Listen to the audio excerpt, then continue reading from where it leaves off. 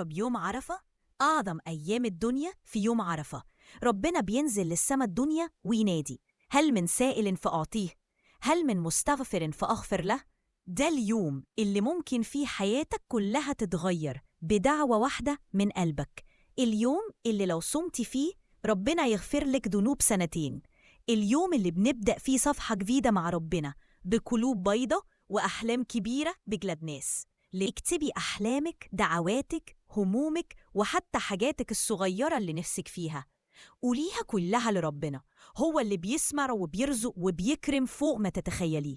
خدي دقيقة دلوقتي وافتحي نوتة أو ورقة واكتبي: يا رب نفسي أحقق، اغفر لي يا رب، ارزقني، خفف عني. وخلي يوم عرفة يوم تحقيق الأمنيات مش بس الدعاء. شاركي البوست مع اللي بتحبيهم، يمكن تكوني سبب في دعوة تغير حياتهم